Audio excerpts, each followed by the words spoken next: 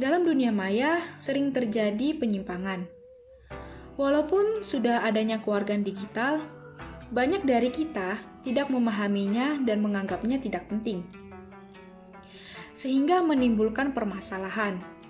Padahal, segala bentuk postingan yang kita unggah di media sosial, walaupun sudah dihapus, memiliki jejak digitalnya. Dilansir dari Liputan 6, 5 status di media sosial berujung pidana. Kasus pertama, polisi datang ke rumah Rasta karena memosting kata-kata yang kasar kepada polisi yang menilangnya. Kedua, Oknum H memosting informasi dan foto mengatasnamakan Polres Mamuju yang ternyata hanya sebuah candaan. Ketiga, 2 mahasiswa dari UGM divonis hukuman 2 bulan penjara. Mahasiswa tersebut meluapkan amarahnya di media sosial. Keempat, seorang istri dilaporkan ke polisi karena status yang ditulisnya mengenai mutasi suaminya. Dan kasus yang terakhir, akun Facebook Syukur viral karena mengkritik foto presiden yang sedang berdoa di sebuah ruangan yang diragukan itu bukanlah masjid. Dari permasalahan tadi, kita sebagai pengguna media sosial harus berhati-hati dalam memosting sesuatu. Selain itu, kita juga tidak boleh begitu saja menelan mentah-mentah sebuah informasi. Karena begitu banyak informasi hoax yang tersebar di media sosial. Ayo, kita sebagai pengguna media sosial harus belajar lagi terkait kewarganegaraan digital dan saling menghargai. Dengan kita mau belajar dan memahami kewarganegaraan digital, kita dapat menjadi orang yang memiliki personalitas yang baik. Jadi, di dunia maya yang sangat luas, kita harus berhati-hati dalam bersikap dan berpendapat. Memang benar, setiap orang memiliki kebebasan dalam berpendapat. Tapi kita juga harus memahami batasan-batasan yang ada agar tidak terjadinya permasalahan yang merugikan diri kita sendiri maupun orang lain. Maka dari itu, pentingnya untuk kita mempelajari kewarganegaraan digital. Baik, yang selanjutnya yaitu saya sangat tertarik dengan materi kewarganegaraan digital. Nah, kewarganegaraan era digital dapat ditandai dengan kemajuan teknologi yang semakin canggih sehingga membuat para penggunanya semakin dipermudah dalam melakukan suatu kegiatan. Seperti salah satu contoh yaitu berbelanja online melalui e-commerce. Saat ini pembeli tidak harus datang ke tokonya secara langsung, tapi pembeli juga dapat membeli melalui online. Jadi di mana terdapat banyak penjual yang memajang produknya melalui platform yang telah disediakan. Seperti salah satu contoh yaitu Lazada, Shopee, Bukalapak, dan Tokopedia. Namun di sisi lain juga terdapat hal yang cukup mengerikan yang berkaitan dengan pencurian data pribadi dalam e-commerce. Nah, gini, jadi sebelum kita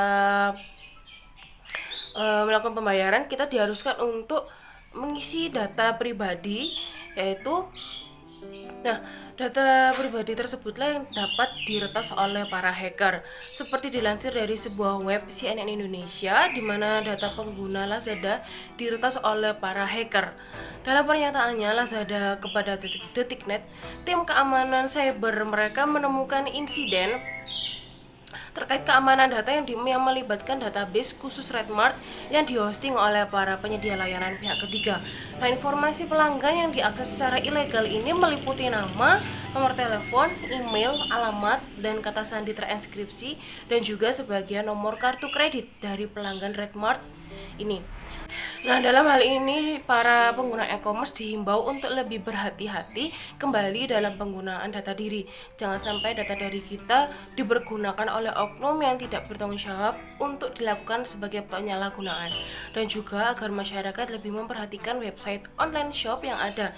Jangan asal kita mengisi registrasi tanpa kita mengetahui dulu apakah online shop itu sudah mempunyai website yang resmi, mempunyai situs yang resmi.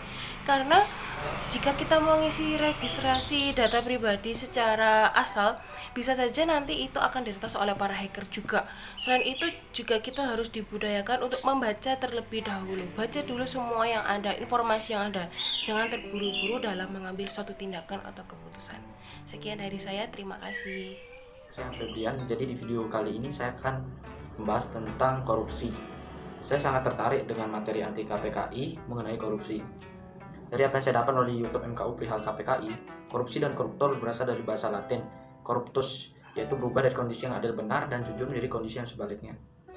Sedangkan kata corruptio berasal dari kata kerja corrumpere yang berarti rusak, menggoyahkan, dan menyogok. Korupsi adalah penyalahgunaan amanah untuk kepentingan pribadi. Dapat disimpulkan bahwa korupsi secara implisit adalah menyalahgunakan kewenangan. Dari beberapa definisi tersebut juga dapat beberapa unsur yang melekat pada korupsi. Yang pertama adalah tindakan mengambil, menyembunyikan. Kedua, melawan norma yang sah dan berlaku. Ketiga, penyalahgunaan kekuasaan atau wewenang. Keempat, demi kepentingan diri sendiri. Kelima, merugikan pihak lain baik masyarakat maupun negara. Nah, jenis-jenis korupsi bisa dilihat di YouTube KPKI, yaitu ada kerugian, suap menyuap, penggelapan, pemerasan, kecurangan, pengadaan, gratifikasi, dan pemerasan. Nah, berikut adalah kasus korupsi di Indonesia. Saya berikan contoh dari pikiranrakyat.com. Dugaan suap Menteri Sosial Juliari Batubara. Pada 6 Desember 2020 lalu, KPK menetapkan Menteri Sosial Juliari Batubara sebagai tersangka kasus dugaan suap bantuan COVID-19. KPK menangkap Juliari Batubara karena mengkorupsi uang negara yaitu sebesar 8,2 miliar. Sekian dari saya, terima kasih.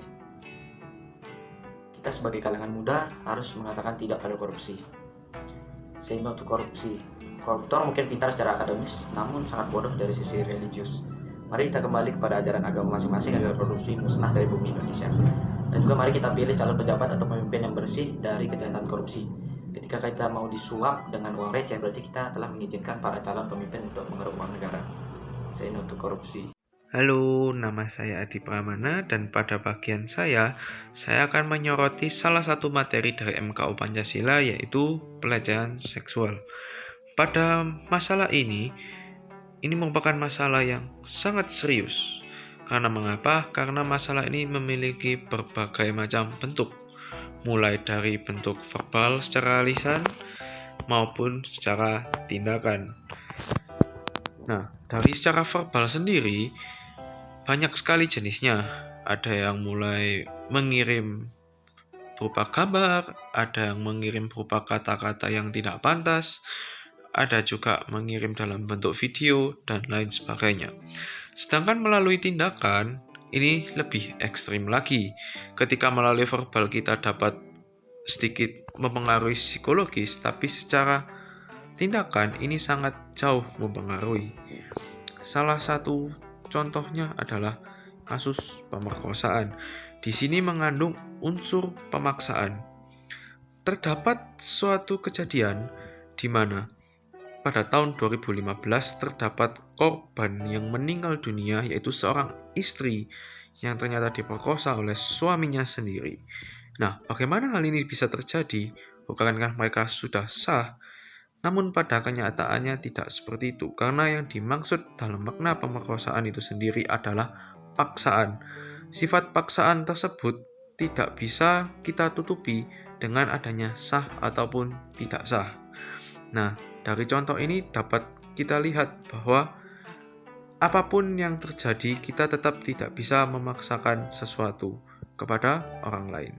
Sekian dari saya, terima kasih. Memahami masalah perundungan diperlukan beberapa batasan, karena hal ini seringkali tumpang tindih dengan permasalahan yang lain, misalnya tawuran atau hasik.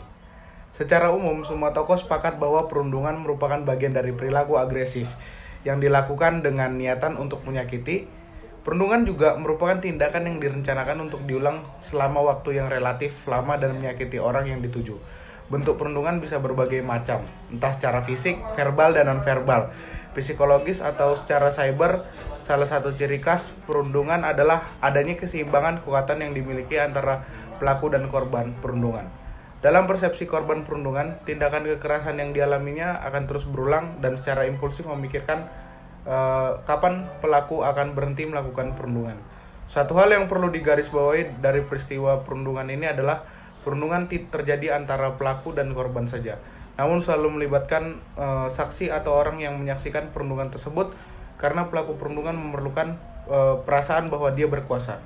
Kasus perundungan dari senior ke junior yang saya ambil belakangan ini berulang kali terjadi di dunia pendidikan kita hingga membuat banyak pihak prihatin. Yang terbaru, sebuah video ini menunjukkan perundungan atau bullying viral di media sosial usai di admin akun Instagram Infotainment dituliskan permintaan maaf. Di dalam video itu ada seorang remaja perempuan diduga sedang mengikuti sebuah pelatihan pencak silat dari suatu kelompok. Dengan kain warna merah pengikat kepalanya, anak tersebut dibentak seniornya sehingga ketakutan dan menitikkan air mata. Kenapa nangis? Pulang sana, bentak seniornya sambil mencolek dagu juniornya. Video itu sendiri mulanya diunggah di TikTok di @ambiarku hingga Rio dikomentari warganet. Salah satu komentar yang cukup menarik perhatian datang dari pemilik akun TikTok tersebut. Nah, di sini untuk mencegah dari bullying tersebut adalah cara kita harus menunjukkan prestasi, menjalin pertemanan dengan banyak orang, menumbuhkan rasa percaya diri, dan mungkin tidak terlalu mendengar suatu obrolan yang tidak terlalu penting dan masuk akal relate ke kehidupan kita ke depannya.